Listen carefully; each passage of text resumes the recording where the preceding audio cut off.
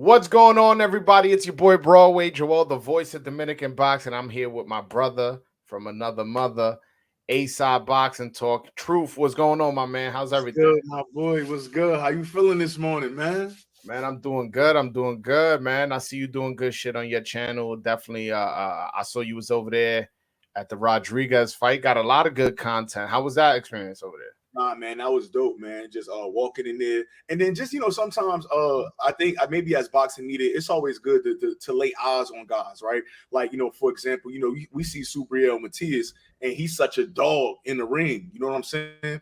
But then you get to see a guy like that in person. He got good personality. You said the chicken thing he did with Haney and shit like that. Like you get to kind of see these guys outside of the element sometimes, and that's good, man. So yeah, it was definitely a dope weekend. But remember, I told you, I was like, yo, Subriel's mad cool. Remember, I had told you when I met him in Minnesota? So yeah, I'm like, yo, Subriel, I wish he did more interviews. That does have to do with his management.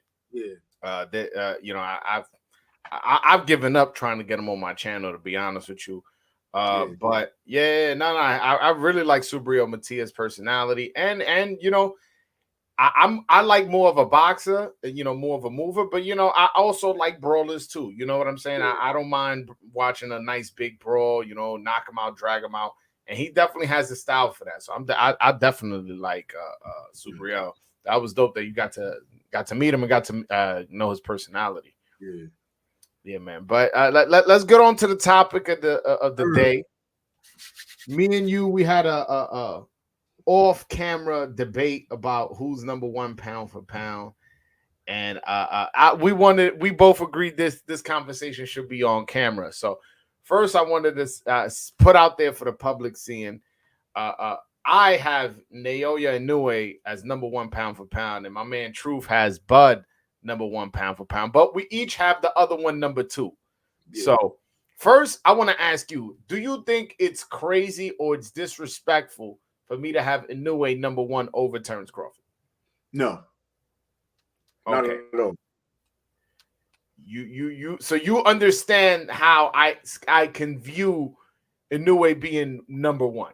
Yes, exactly. I definitely could understand how you got him as number one.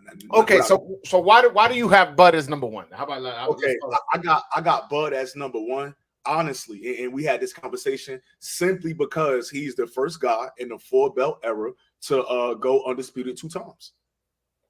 But doesn't who you beat matter, and especially in the fashion you beat him? Yeah, I mean, I think that does matter. But even on my channel as well, I said similar. I said, hey, after Inoue, I went live, and that was a good video of mine too. But I said the only way that Terence Crawford or Errol Spence can eclipse Inoue as the number one fighter in the world is if they have a better performance than Inoue. And I do believe that the performance that Terence Crawford put on against Errol Spence was better than what Inoue did against Fulton. It's hard to say, but I believe it. Okay. Okay. What's better, 8-round KO or 9-round KO? If you don't put it in context, an 8-round KO was better. No, even with context, bro, he got the job done, finished better. He got the job done, finished faster. Okay, he got the job done, he finished faster. But at the same time, even in those rounds, Inoue was being made. Now, granted, I want to say it was about 50-50, but Inoue was still being made to miss. Fulton still landed a couple shots. And when I say a couple, I mean literally mean a couple. Yeah. You know what I'm saying? But I just feel like when I watched the fight, to me it just seems like Crawford was way more dominant than or they had a similar dominant performance, but Crawford, to me, he just looked better. Look, I agree Crawford did more damage, but if one dude got the job finished faster, like I'm gonna have to give that guy more credit. Like you get what I'm saying? Yeah. Go ahead. I see Mike saying Inoue didn't lose a round, but lost 8 rounds. That is true. I wasn't even gonna get to that because that's all right.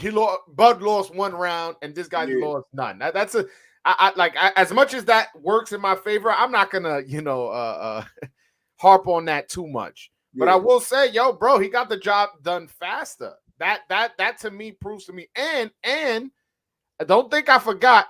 You predicted that Bud was gonna dominate Spence. So you got that correct, but you also predicted that Fulton was going to be Inoue. So in your eyes, the better win was the guy who you predicted to lose, because you knew what was going to happen when the Bud and Spence.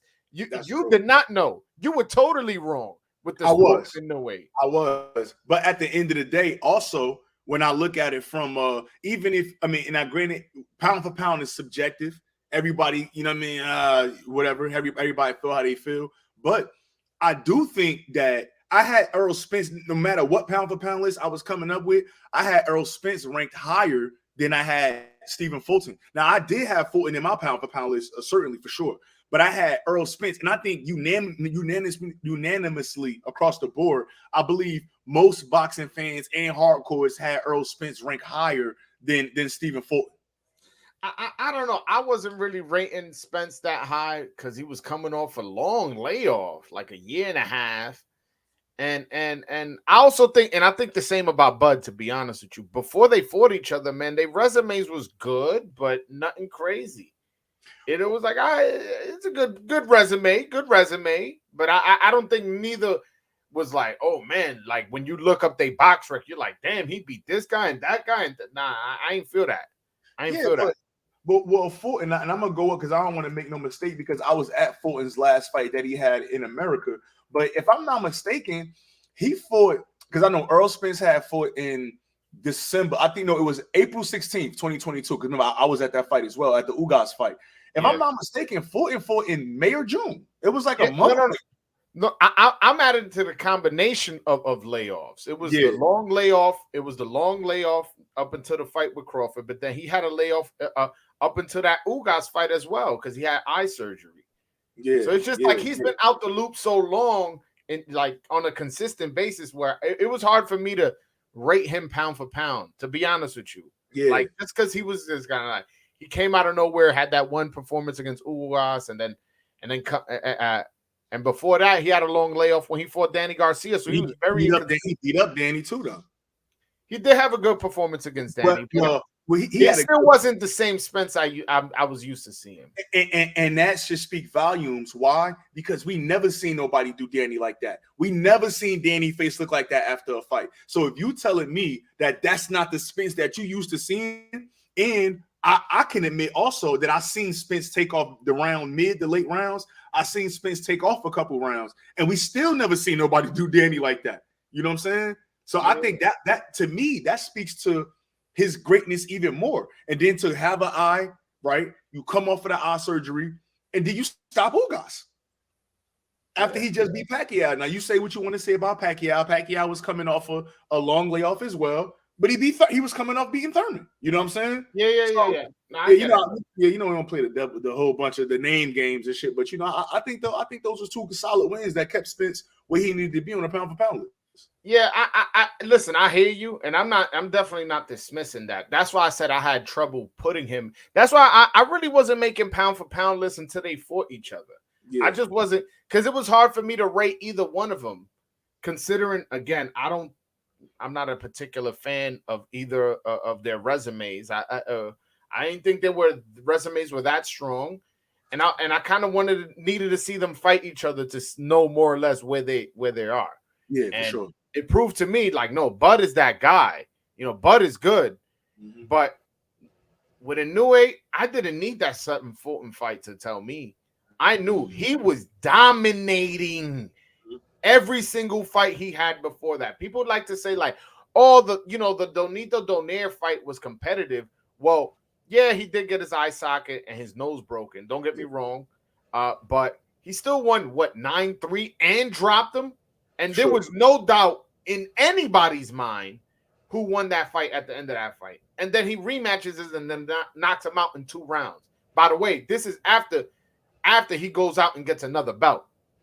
Yeah. So, like, his resume and dominance is what I'm scoring. It's like, if you blew up Inoue to the same size as Crawford, I would pick Inoue. Like, I'm being that honest. Well, hey, you know, again, that's something that we had never seen. So, you know, it's a lot left on the table.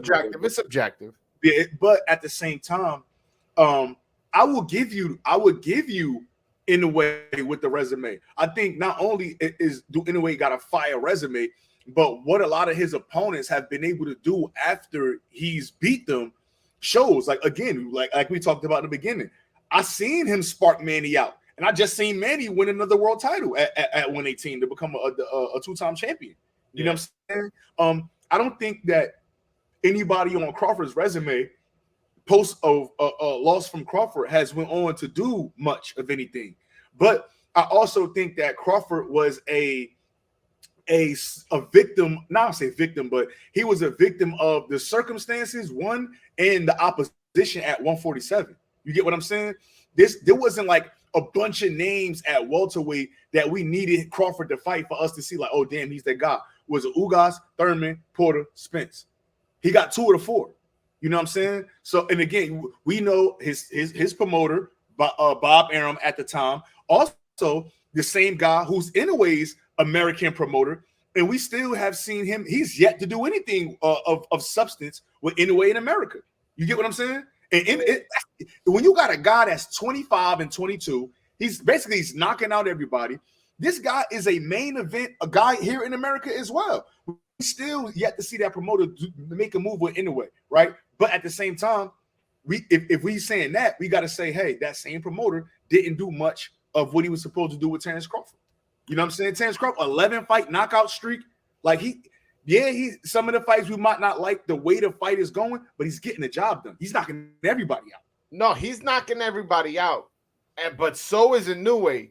But Inoue is dominating as he's leading up to the knockout. Yeah, you see what I'm saying? Yeah. So that's where I'm like, okay, I gotta give that to Inoue. I'm also gonna grade the performance. Now you say Crawford had a better performance against Spence than Inoue did Fulton. That's fine. I disagree, but that's fine. That's fine. I definitely see your point. I don't dismiss it, but we're not. If we're gonna look at, all right, let's look at their past fights, how they all led from round 1 to when the knockout happened.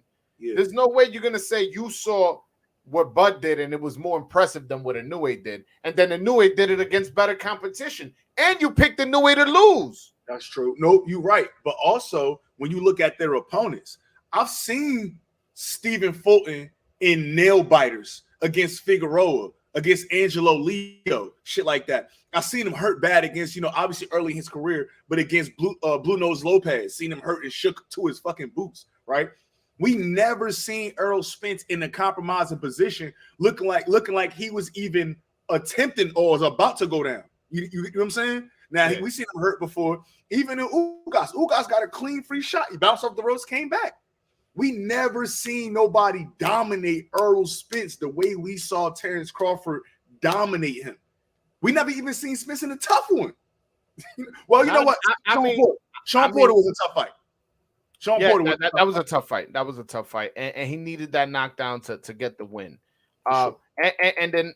But what I will say is, Inoue, we never seen nobody do Manny like that. How he did Manny. We never seen nobody do Donaire the way he did Donaire. We never seen nobody do Payano the way he did Payano. We never seen nobody do Fulton the way he did Fulton. So we could go on this list. You're right. Inoue, when you compare him against his contemporaries, there is no argument as to who's the best in and around his division. People still not sure if he beats Charlo. Who? People in general. I'm just saying. People are looking at that fight. Like Crawford beat Charlo. Yeah. Okay. Yeah, people look at it like, okay, like that's a fight that, it's a competitive fight. There's no one.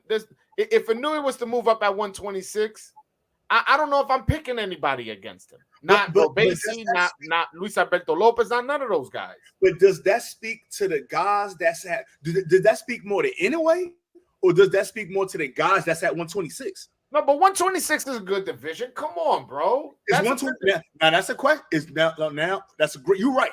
Is 126 better than 154? I think they're in the same league.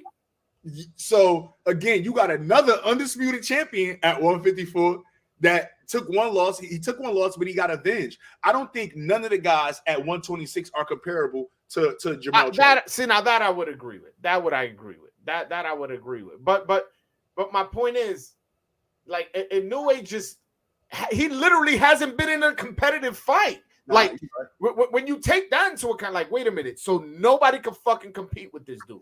Nobody could give this guy a 50-50 fight. Has he been dropped before? I don't think so. I mean, I saw Bud get dropped against Cat Velasquez. Y'all want to say it wasn't a knockdown? No, it was. It was a knockdown. So you see what I'm saying? It's like, all right, Bud is great. Number 2 pound for pound on my list. So let's not make it seem like, you know, Broadway Joe shitting on Bud. Absolutely not. And I could understand somebody having him number 1. Let's get that out the way before people mix it up. But I'm looking at dominance. And when you take in consideration the age, yo, fucking Inouye's like 5 years younger than this guy. And he's just as accomplished, if not more. Yeah. And I will say, in a way, you know, him being, this is his 4th division. So now he's a 4th division champ. Bud to be looking sometime next year to possibly become a 4th division champ himself. But I don't know, man. And I think sometimes, you know, the weight class thing get overblown. You know what I mean? Bud is on his 3rd division. Inoue on his 4th division. But when you really tell it, okay, Inoue started at 108. He's at 122 now. That's 14 pounds, right? Bud started at 135. He's at 47 now. 12 pounds. You know what I'm saying? Like, it's really not that much of a difference, right? You know what I'm saying? So yeah, Inoue got an extra strap, but fucking none of the weight classes in from 35 to 47 go 3 pounds or 4 pounds. Like, you know what I'm saying? It's either 5 or better. You know what I'm saying? So the argument could be made that the reason the weight classes are so like spaced out little in the lower weight classes because the percentage of body weight going up. So they go by that. But yeah, I mean, I wasn't even bringing up that he had one more division. I'm bringing up that he's younger. He's just as accomplished, and he doesn't need the Tapales win to become undisputed to prove that he's number 1 pound for pound, or else, you know, I feel like he's gonna be negative 10,000 going into that fight. He might smoke this guy in 4 rounds. So it's like, all right, like, does he really need that ring to prove it to you guys? Does he really need those extra 2 trophies around his waist to prove it? I think he's proven enough just by going up and in his first fight at 122, dominating and stopping a guy in 8 rounds who's the number 1 guy. Yeah, but what about the hand wraps? No, I'm fucking with you. Yo, you know what's funny? Yo, Bud before the fight was putting the tape on directly on the skin. Hey, you know what's funny? I took a video and then I tweeted that. Bro, in like 20 minutes, the shit had like 50 retweets. I deleted it, bro. I said, no. They're not about to do this on my name, bro. They're not about to use my team to say Crawford was cheating. Nah, I was just joking, man. Nah, but you know what? For me though, Broadway, like, call me a boxing hardcore, call me a boxing nerd, call me a boxing purist. For me, the accolades really matter. You know what I'm saying? Like, literally, like, and I'm kind of opposite of what you just said. As soon as Inoue beats Tapales, I don't care if it's a fucking negative 20,000 odds. Inoue's my number 1 guy. You know what I'm saying? Because I believe his resume is similar or better, probably better. I'm sure it's better. It's better than Crawford's or whoever else you want to put up there. But for me, the accolade of being 135-pound champion, 140 undisputed champion, 147 undisputed champion. That's the first. That's the first time. That's we never seen that before. So you know, like the way you go your pound for pound list by mostly accolades. See me, I don't dismiss accolades because accolades definitely matter. Specifically when we're talking about lineal championships, and in both cases, undisputed does mean lineal in this case. So I definitely take that into consideration. But what I'm rating a pound for pound list is dominance and resume. And there is nobody in the sport who has been more dominant than Inoue. And then when you couple that with one of the best resumes in boxing, probably the only people who really could compete with him in terms of resume is probably Canelo and Usyk. And you know, and I'm not here to say he has better resume or worse resume than it. I'm just saying those are the other 2 guys where I'm like, okay, they can bring up their resume and go, yo, look at my list too.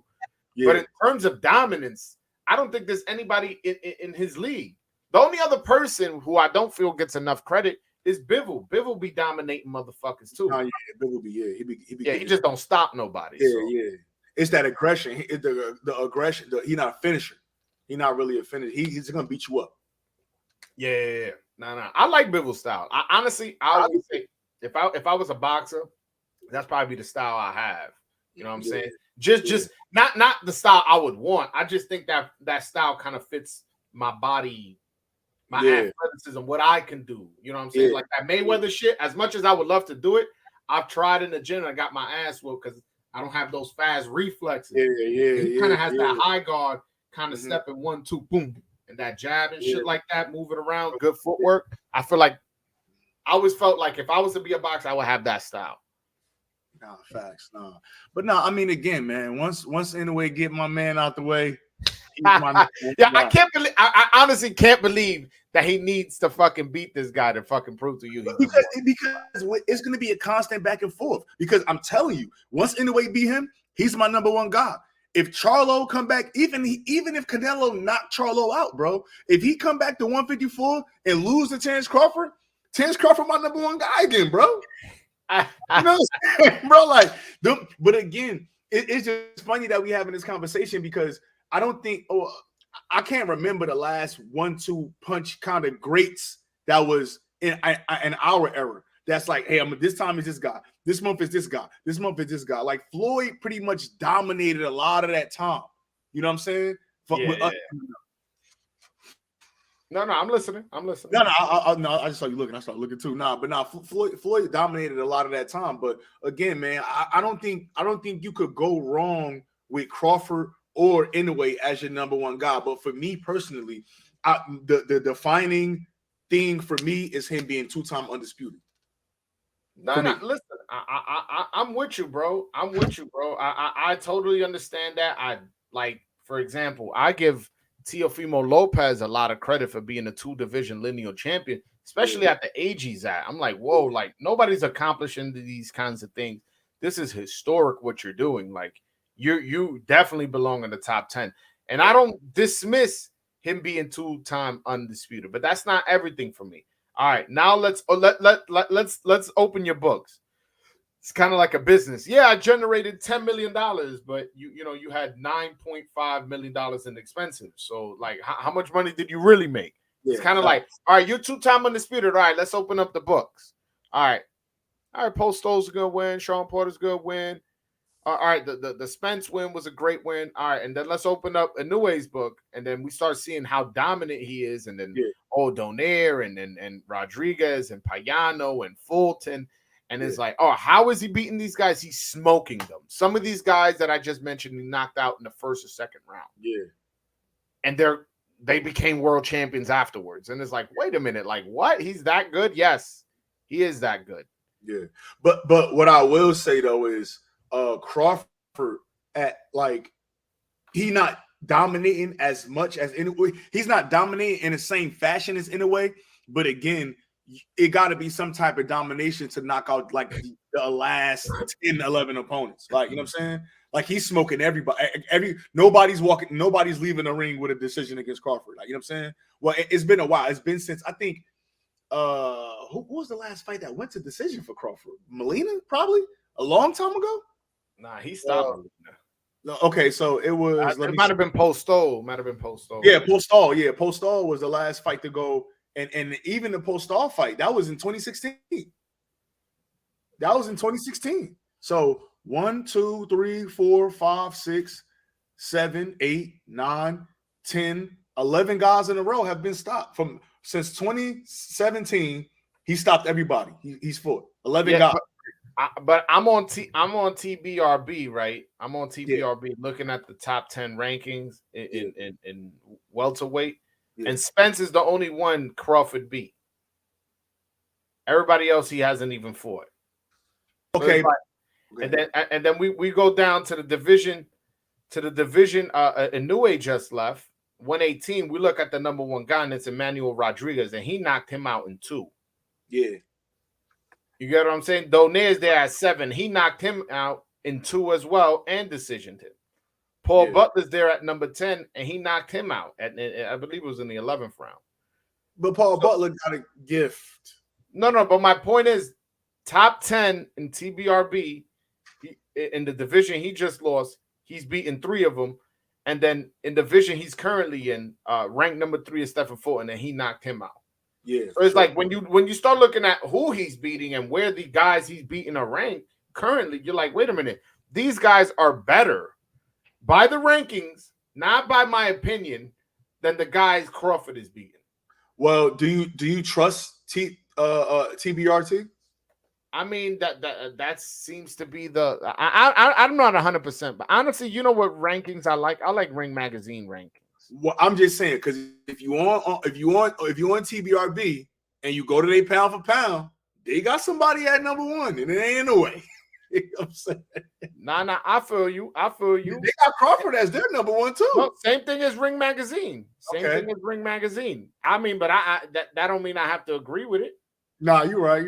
But the reason why I say that because you just used it for reference. So if we're using that for reference, and that's a good point. But I'm going by the divisional rankings, the pound for pound rankings. It's kind of very subjective. That's why it's fun for us to have these debates. But I don't like when fucking these like Ring magazines or even TBRB. I go by the divisional rankings, not their pound for pound rankings. I've seen Loma in these pound for pound rankings way too much. Yeah, well, I'm like, yo, like at some point, this motherfucker keep taking L's. Y'all keep leaving him there. Hold on, let me check their pound for pound rankings now. That's crazy because they got Mel at 10. I don't know what world is Jermell Charlo the 10th best fighter, but it's not this world. Yo, they don't even have Ring Magazine doesn't even have Jermell, and they got Lomachenko at 10. Yeah, because you see the guys that's over there. You got Dougie Fisher and a bunch of weird guys over there fucking making decisions, man. You know what I'm saying? I remember there was like an article where they were like where they was like explaining why they kept Lomachenko in a certain rank and didn't have Jermell. Like, come on, man. They got to do better than that, man. Yeah, they be bugging. They be bugging at times. And it's ran by, and you know who owns the ring, so you know what I'm saying? Oscar De La Hoya. Yeah, and Charlo was one of, and not to be funny, but Charlo was also one of the fighters that jumped ship when the whole move came with Golden Boy. He was one of them fighters that jumped ship. Yeah. I mean, I ain't even put 2 and 2 together. I ain't even think of that. Yeah, they do have Ring Magazine does have Errol Spence at number 6. Do you still rate Errol Spence after that dominant loss? I do, because he did fight the guys that was there available. He fought the toughest competition that he could fight, minus Keith Thurman. And I just believe that one fight if they still got Lomachenko there, they just gotta have. I mean, if we, you know what I'm saying, if we go, I feel you. Right, you know what I'm saying? He's 17-3. Yeah, even with the Teofimo thing, like Teofimo, he took a loss to George Kambosos. He didn't look the greatest against Compa. He got the stoppage, but to me, he was still some things I saw there. The fight with Sandor Martin, it was really a nasty fight. But in T.O.'s fairness to T.O., Sandor Martin did not come to fight. He did not come to fight. Yeah. He backed it up. He didn't want to engage. It's difficult. It's easy. Like, the easy way out is to say you got to cut off the ring. Oh, you got to cut off the ring. It's hard, bro, when you're trying to cut off the ring, keep your defense, keep your – like, it took anyway 11 rounds against Paul Butler because he wasn't trying to engage. And it's harder. And it's harder for a guy who wants to spoil fight if he's a southpaw. It's even harder. Yeah. So – again, but he did get dropped a couple times in that Sandor Martin fight. And then he dominated Josh Taylor. You know what I'm saying? So, hey, you got to give it to him, but it was like still, I would have given him he eked out the win. He eked out the win, so I'm not I almost like forgive T.O. for that performance just because of how Sandor came. I ain't like how Sandor fought, and I was just kind of like, whatever. Let's see how you look in your next fight. And then his next fight was against Josh Taylor, and we saw how he looked. So but yo, I just want to point something out that I found hilarious. So Lomachenko is 17-3, and he's ranked number 10 in the pound for pound list. Now, if you take 1 through 9, on Ring Magazine's pound for pound list, and you add up all their losses, is 4. There's 2 from Canelo, one from one from Spence, and 1 from T.O. So the rest of the pound for pound list has 4. 9 people have 4, and he has 3. Hey man, that's that machine, man. It's not like Lomachenko signed to fucking Golden Boy where I can understand. Yo, he signed a top rank. Yeah, man. Ain't these the people that froze you out for a bit, De La Hoya? Yeah, but you know, when I think about that, it's not it's the people making the decision. See, people were so enamored with like Lomachenko and the angles he was taking and how he was stopping somebody, and then he beat a blown up Regan Dow and shit like that. Great win over Gary Russell. I can't say nothing too much about that Gary Russell fight. I think that was a that's a legit win. But that was a minute ago, though. That was a minute ago. No, yeah, but even with Rigo, bro, like that was a minute ago too. But Rigo was blown up too. You know what I'm saying? Like, with the Rigo fight, he doesn't get too much credit for that. He doesn't get too much. You know what I'm saying? Guy's fighting at 118 now. He fought him at 130. Yeah, Linares sat him on his ass. You know, but it's not even that, because I don't want to get too deep in the weeds. But I think that at some point, bro, we was hearing that Lomachenko might be the best since Muhammad Ali or some shit like that. Like these guys was like, you know what I'm saying? So once you jump out the window far enough, you got to keep jumping out like you can't come back. You can't climb back. Yeah. You know what I'm saying?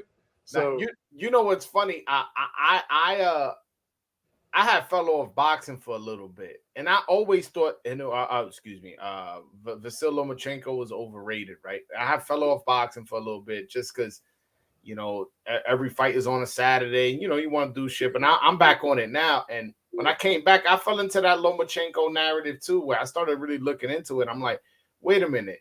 I was just repeating what they were saying, how good he is and stuff like that. I will say is his footwork is impressive. Yeah. In terms of his footwork, that I think that's where people make the Muhammad Ali comparison. And then when it becomes the Muhammad Ali comparison, then it turns into, yeah, he may be as good as him or maybe better. And it's like, wait a minute. We were just talking about footwork and how it looks and the positioning, how he uses his angles, not that he's better than Muhammad Ali. And I think that because when you look at certain guys like me, you know, again, I study the sport, but you look at certain guys like Orlando Canizales. He wasn't doing shit. Orlando Canizales wasn't doing. Orlando Canizales was crumbling guys. You know what I'm saying? Yeah. Like 10 straight title defenses at bantamweight and shit like that, knocking everybody out. Like, bro, it's guys like Finito Lopez, 50-0. They never compared that guy to Muhammad Ali, bro.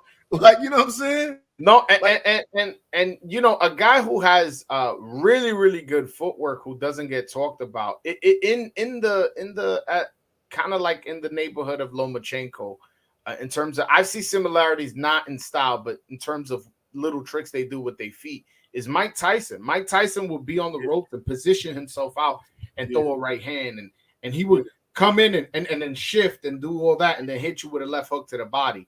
So he would do a lot of quick foot angle movements like that. But comparing Lomachenko to fucking all-time greats is ridiculous. Yeah. That's crazy. When you lost to Salido and fucking and then you taking the final round off, like, that's crazy. Like, we can't. Yeah. But I mean, that Devin, I got to rewatch that fight because a lot of people who agreed with me that they thought Loma won, when they rewatched it, came back to me and changed and told me they thought Haney won. So I got to rewatch it because I had Loma winning. I don't know why he took that last round off. I had him winning, but I ain't have him winning to the point where he could take that last round off at all. I was very curious as to why he chose to do that, but I definitely got to rewatch that fight. Have you rewatched it? No, I haven't. I think Loma gassy though. I think Loma got issues with his gas tank. I think that's why he kind of starts slow in fights. He tried. Now, I will give him some credit. I don't think he started too slow in that Haney fight. I think he broke distance in the first round. Distance was broke. But again, I think like sometimes people could be a slave to the last 30 seconds of the fight, of the round, excuse me, right? If I got a guy that's holding center ring, that's outboxing a guy, winning the fight for 2 minutes and 30 seconds, I'm not gonna give around. Even if you land a big shot, unless you drop a guy or some shit like that, landing 1 or 2 big shots in 30 seconds when this guy's been kind of winning around for 2 minutes and 30 seconds, I can't. Like, again, I think that's where that fight might be at for me. Because to me, I think I gave Devin Haney probably like 7 of the first 9 rounds. Damn. You know what I'm saying? I think Lomachenko came on crazy at the end. But I think that if that Lomachenko, that was like, I think round 11, it was like he was damn near about to, it was 10 or 11. Like he damn near was about to stop Devin Haney. If he would have fought with that tenacity in the beginning, I think he could have got him. I think he could have probably stopped Devin Haney. But Lomachenko, he liked to pace himself, man. He liked to pace himself too much. Like either fight and win or fucking that's what happened. I had and Mike said he had Devin 8-4. I had Devin 8-4 too. Yeah, I definitely felt Loma needed to let his hands go more, but I definitely felt he landed the more eye-catching shots. I felt like he landed the shots that were more effective.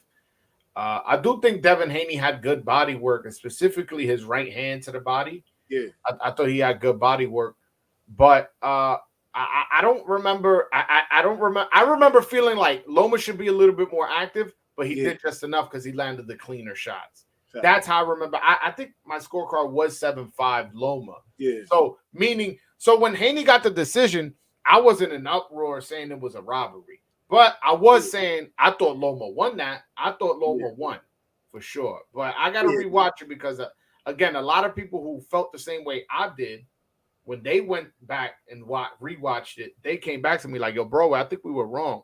I scored it 7-4 Haney, 7-5 Haney, or 8-4 Haney." So I gotta rewatch it.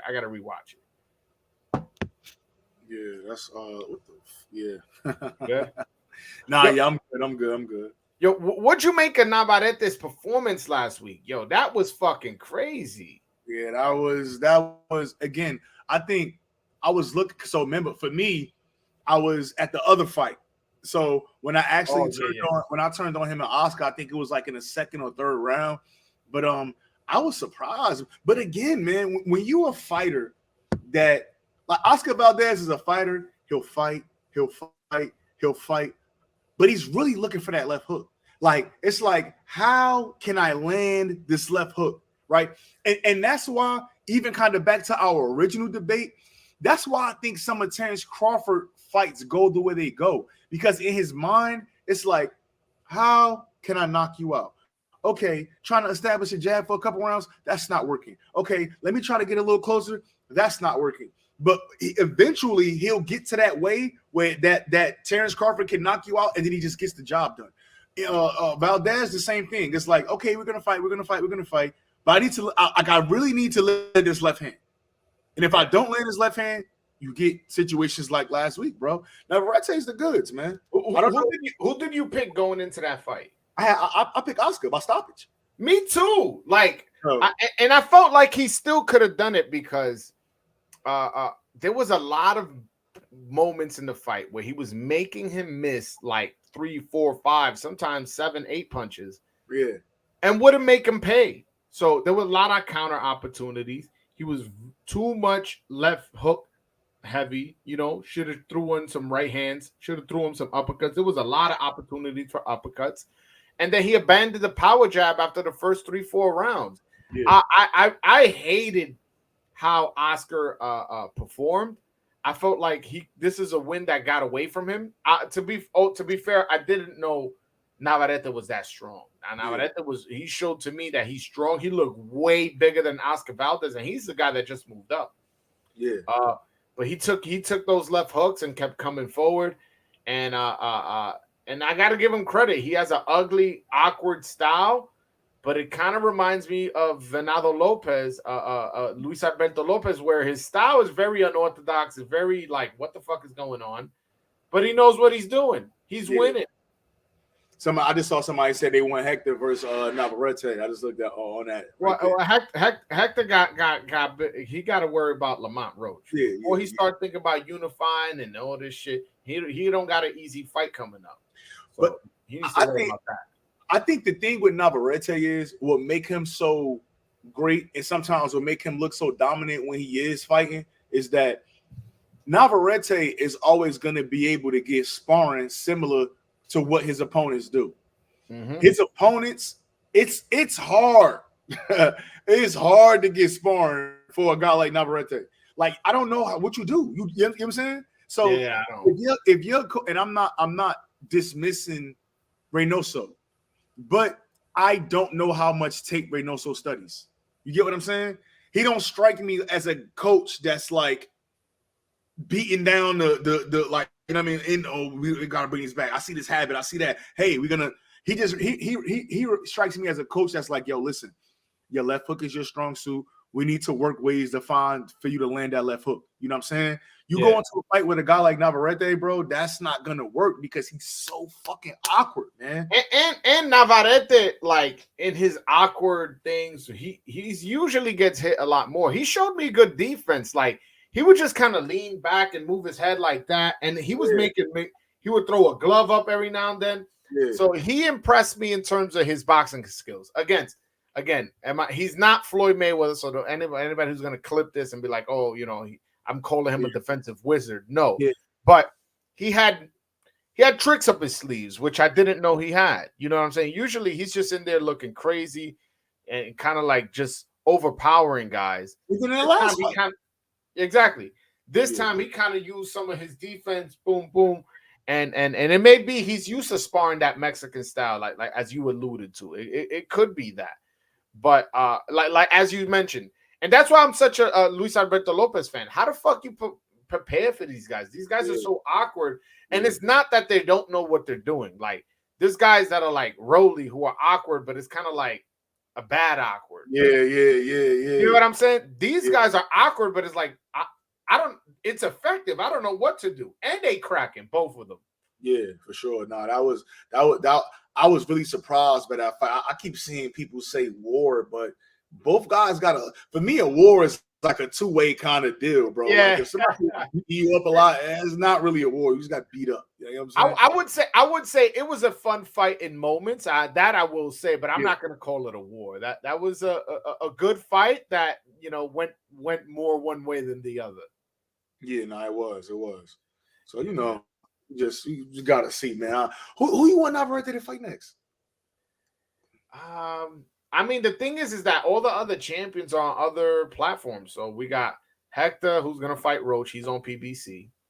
We got Cordina, who's on DAZN, and then we got Oshaki Foster, who's a free agent, but his next fight is gonna be on DAZN because Eddie Hearn won that purse bid. So it's kind of like, all right.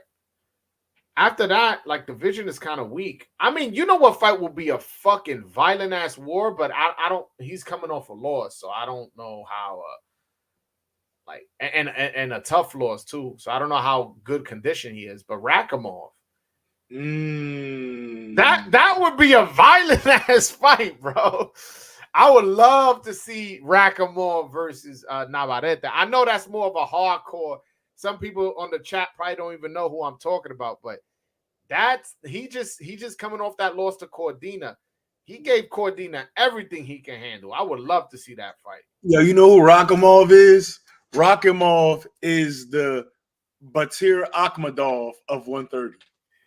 He you know who he is? He's Sergey Deverenchenko. Yeah, bro, and it's crazy because they are from it's like that much. Like it's like they're gonna make it. If you're not ready, they're gonna expose you. But if you could get past them, but that's a good fight. Yo, I like that fight.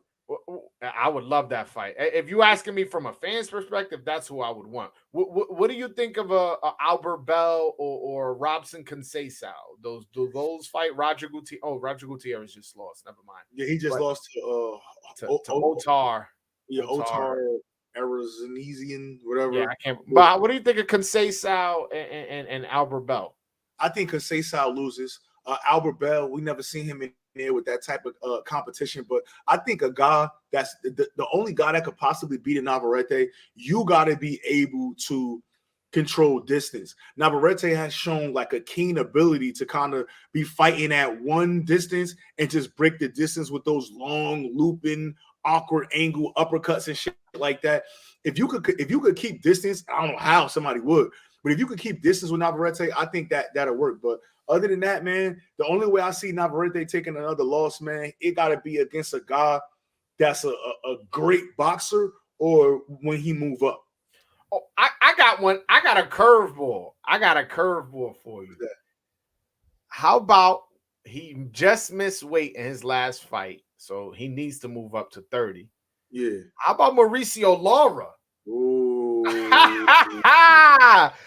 That's a banger. Yeah, that is definitely a banger. He'll be able to take them punches from Navarrete. Yeah, he will. He will be. He will be.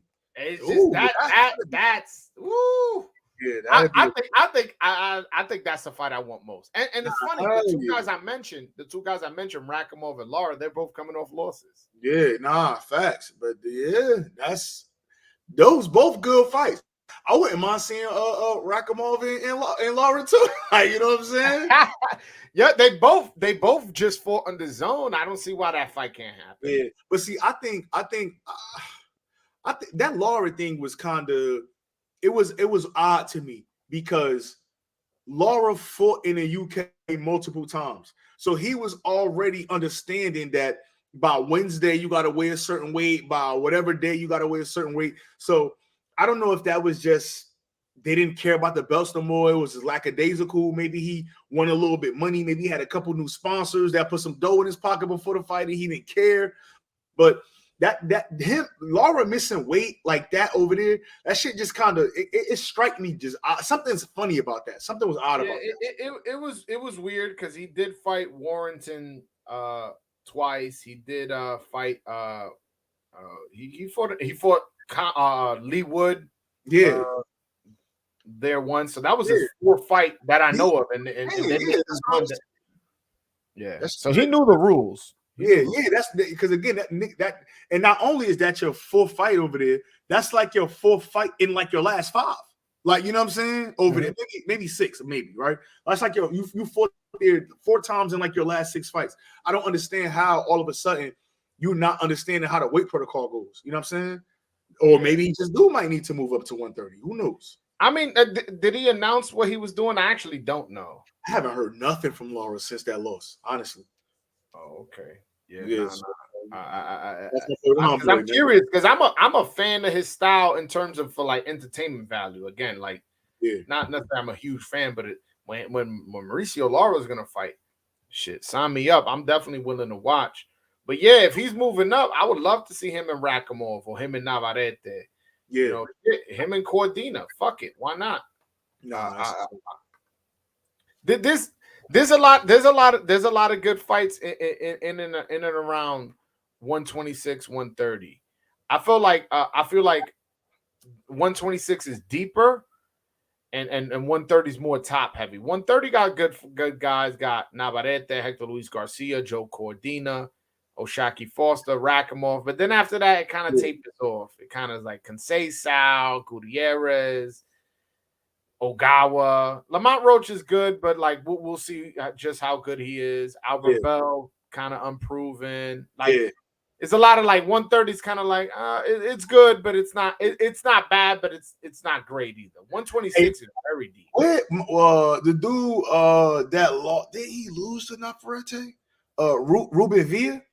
Ruben Villa, yeah. He's at 126. He's at 126. Yeah, he good too, though. I like him too. He is good.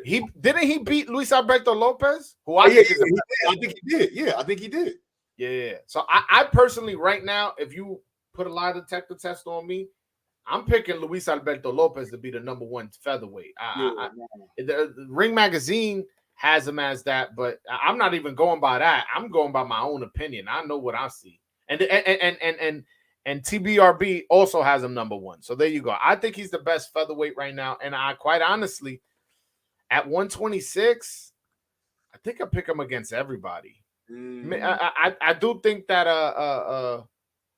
the Figueroa fight could get murky because Figueroa does have an ugly style that could fall up. I honestly I hate Figueroa's style, but it's effective. He mauls people, he smothers people's work, and then switches southpaw, switches orthodox, does all types of awkward shit.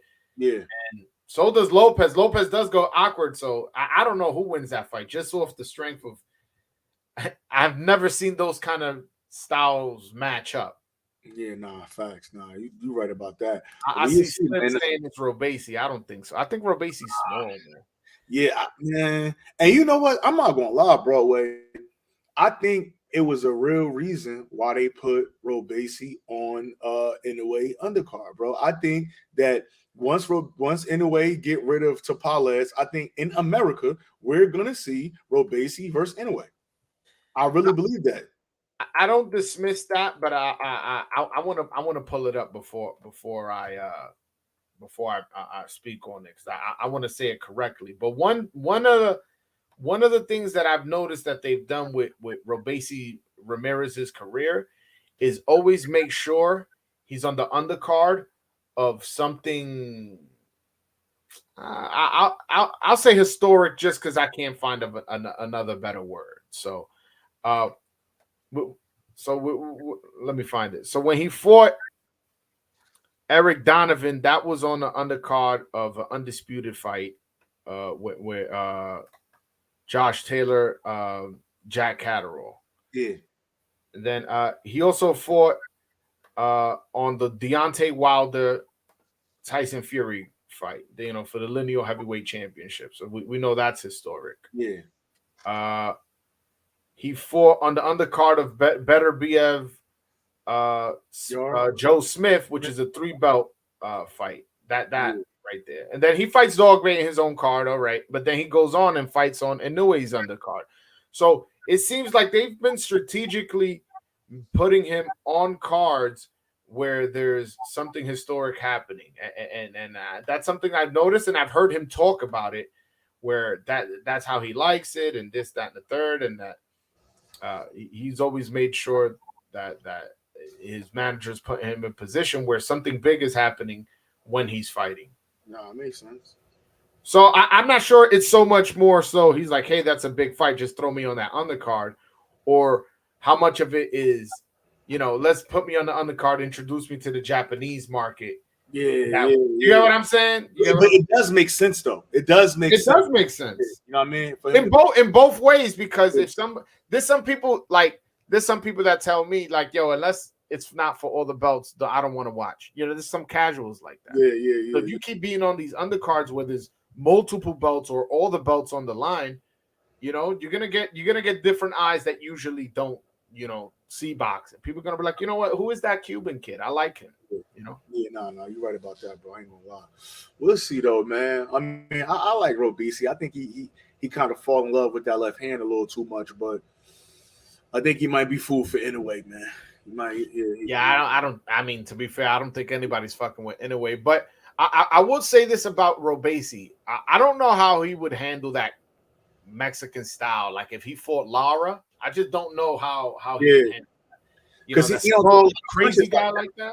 Yeah, Robacy, he like to be a little conservative sometimes too. So, let's see. But he does have a lot of experience, but I just feel like he's very small. I feel like he's a 118 pounder fighting at 126. Mm-hmm. I'm not having no proof of how hard or easy he makes the weight, but he just seems small to me. Am I off base? No, you're right. I feel the same way. Yeah. I wanted to ask you, man. They announced a fight the other day for that Canelo Charlo card, man. My man Elijah Garcia against Resendez, man. I already know where you're going. Bro, I think that's gonna be a banger. Right. That has fight of the year written all over it. Yo, quiet as kept, man. I know a lot of people not familiar with either one of them two guys, but yeah, that's gonna be one, man.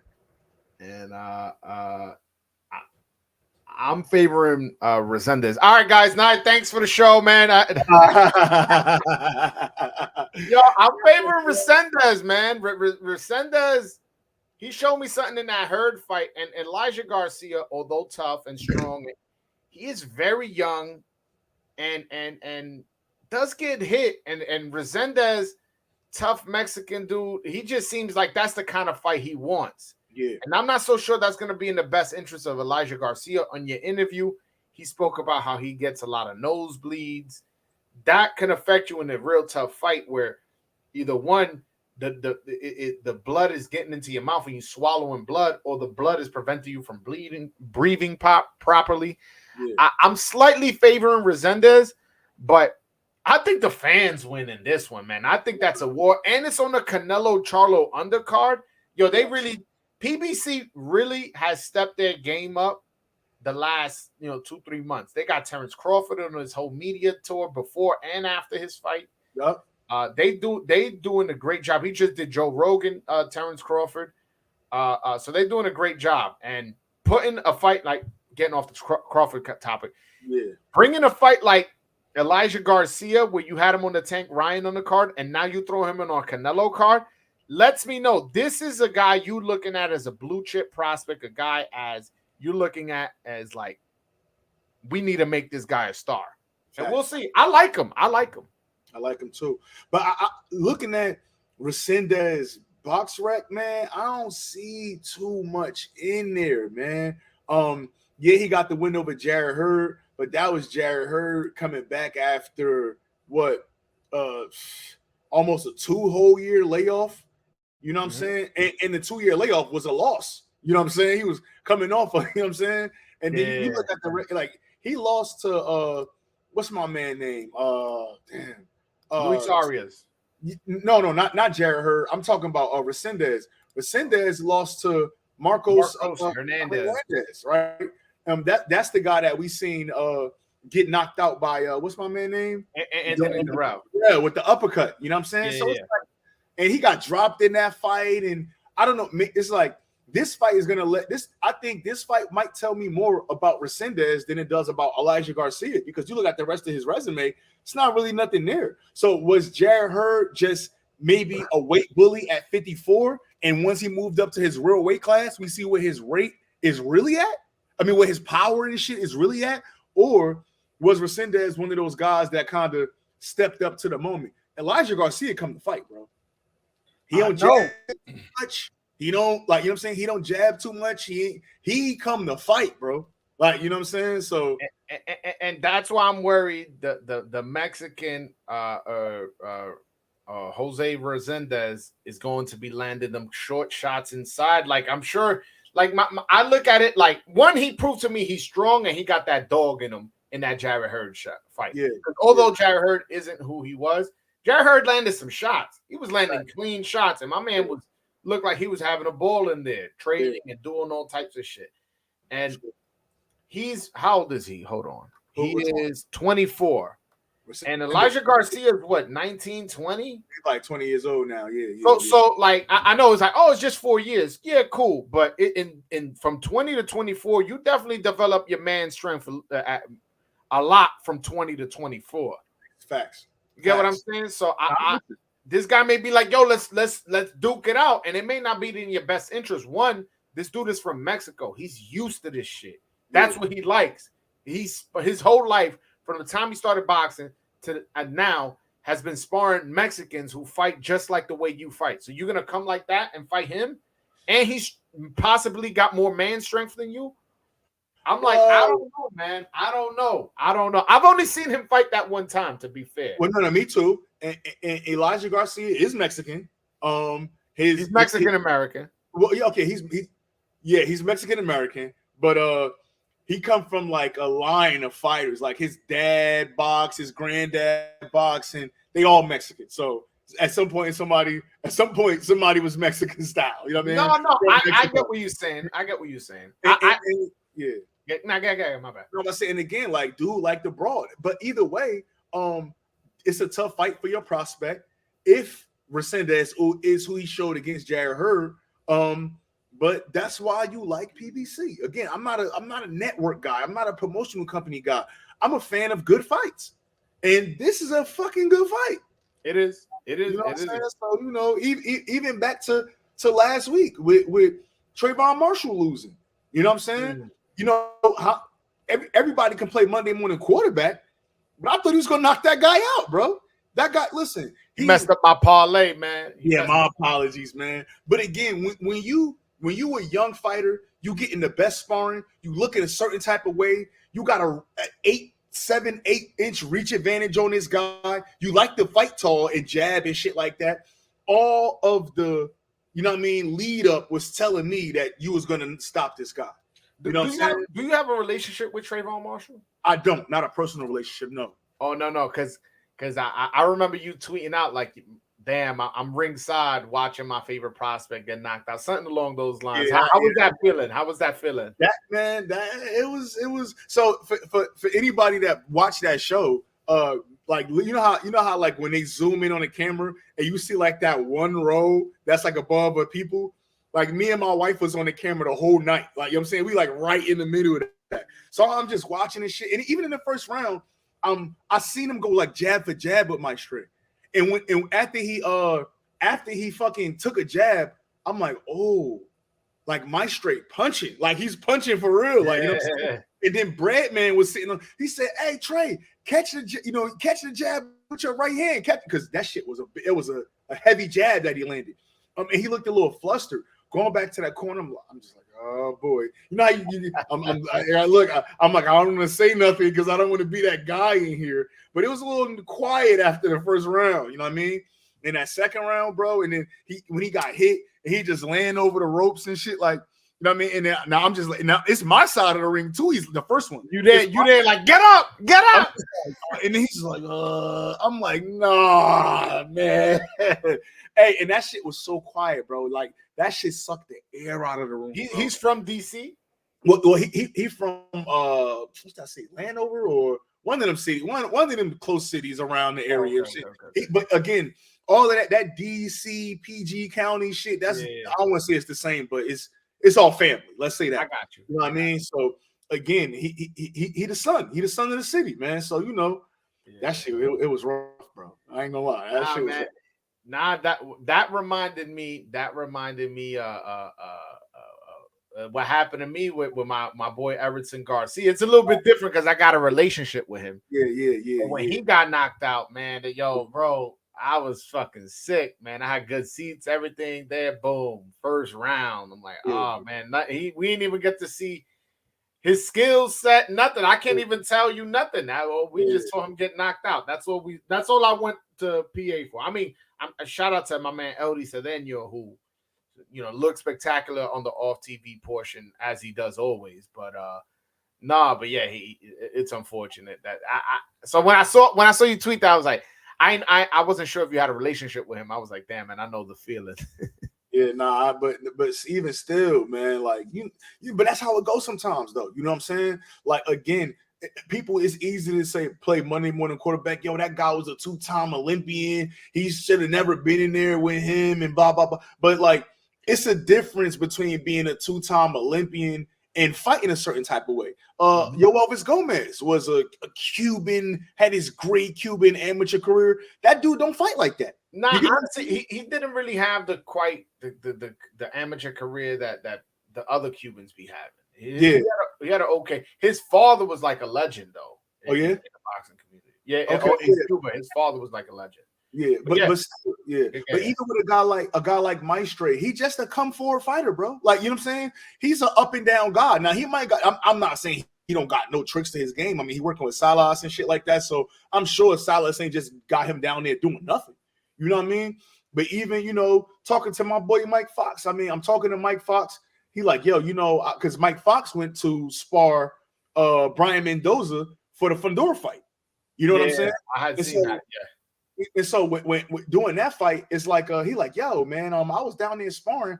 I saw Mike Straight, but it didn't look like too much of nothing for real. Like, you know what I mean? It didn't look like he was working on nothing. I was like, oh my God, you got to watch out for this guy. But again, you also talking to a guy that beat him up for 12 rounds too. So it's different. You know what I mean? But Mike Fox is himself too. He thought that, you know what I mean, that guy was going to go ahead and get rid of this guy. But hey. Yeah, now it happens. It's boxing, man. It's boxing. If Trayvon Marshall is who we thought he was before the fight, that knockout loss shouldn't deter that. You should just get back on that horse, man, and just get you got knocked out. Fuck it, it happens. Now I'm back. What was that? He's coming back in October. He already got a date? Yes, he's gonna be in the ring in October. Damn, That's impressive, man. Because what you gonna do, Broadway? Like, I just didn't know the commission would allow him. Hey, he got maybe not 2 months later. Yeah, but that's the Maryland Commission. I don't know if he's suspended but that's just the Maryland Commission. You know what I'm saying? No, I'm just surprised that after getting knocked out in two rounds, the commission will allow you to fight 2 months after that. I don't think it's the same commission. You know what I'm saying? No, so, but still, when you get suspended by a commission, you can't fight in no other commission in America. Yeah, it's not like, I'm suspended in New York, I'm gonna go fight in Jersey. It don't work that way. Okay, well, no, that's something new to me, but we'll see. We'll see, man. Yo, what fights coming up you looking forward to? I feel like besides Canelo, Charlo, there's no fight on the schedule necessarily that I'm like, oh, I can't wait. So a fight that I had to postpone that's on my radar. I was supposed to be doing a face-off this afternoon. Is Erickson Lubin versus Jesus Ramos. Okay, I think that's a Broadway. That's another fight that could possibly be fight of the year, bro. Is that fight being rumored to be on the Canelo Charlo undercard? Not rumored. That's a done deal. Like that. Yo, that undercard gonna be fire, man. Yeah. And I'm hearing Bosdick versus Andre Dereb at 175 on the undercard. Man, that undercard is stacked, bro. Okay, all right. That one is okay. It's okay. No, but the other two is straight fire. So what's up with the face-off? I remember you announced you were gonna do a face-off between Jesus Ramos and Erickson Lubin on your channel today. Yeah. What time is that? I want to see it, and I'm sure the fans watching my channel who already hit the like button want to go see your channel. So what's up with that, man? So it was supposed to be today at 2:30 Eastern time, man. Me personally, I had some other circumstances. We got some people in my household with the number 19. You know what I'm saying? So we got to move some things around. But yeah, it should be tomorrow, sometime in the afternoon. I got to still nail a tight exact date. I mean, exact time frame tomorrow, but we're going to shift it to tomorrow. I'm hopefully at about 1 Eastern time. We'll see, but it's going to be tomorrow afternoon. I just got to get with both guys. And it's not that easy. Again, even when I go in and reschedule it, people might be like, but working with two fighters that's in camp for probably the biggest fights of both of their careers. One is on the East Coast, one is on the West Coast. You know what I mean? I'm having, scheduling issues for me in the middle. It's like, you know what I'm saying? It's tough to work out. So, and it's funny that you said that because literally at 1:02, I just got a text back from Jesus Ramos. Like I'm looking at it right now. Okay. So we're gonna get that schedule. We're gonna get that down. I'm honestly, all jokes aside, really looking forward to it, man. That there's definitely a creative way of promoting the fight, having to do a face-off. Are you anticipating it getting chippy, anticipating it getting spicy, a little back and forth, or do you anticipate both fighters keeping it respectful and just, talking it? I think both fighters are going to keep it respectful. I think I got some questions in the tuck that may make things a little chippy. You know what I'm saying? But at the same time, the fight is winning the fight. Again, I've interviewed both guys. Jesus Ramos, real respectful guy, not a big shit talker. I think he can talk shit, you know what I'm saying? But just, again, not a big trash talker. So we'll see. I know Lubin could be slick too, you know what I mean? So we're going to see, man. I think it's going to be good, man. Again, I just got to nail down the time. And then we're going to be lights, camera, action, man. Yeah, man. When I interviewed Lubin in Minnesota, he was popping his shit. So yeah. I'm looking forward to it, man. I'm a fan of both. I like Lubin. I do think he gets a little bit of too much criticism for that loss to Charlo. He got caught in the first round. Yeah. And then he lost to Fundora, but shit happens in boxing. But yo, let's leave the fans wanting more. Let's end this right here. First, before you go, I want to show people your channel. So they could go subscribe. Definitely go type in A-Side Boxing Talk on YouTube. It's right here. Boom, you click it. And then he got interviews with Marcus Brown, Gary Russell, Andrew Council, David Benavidez, Subriel Matias. Look, I could give you more.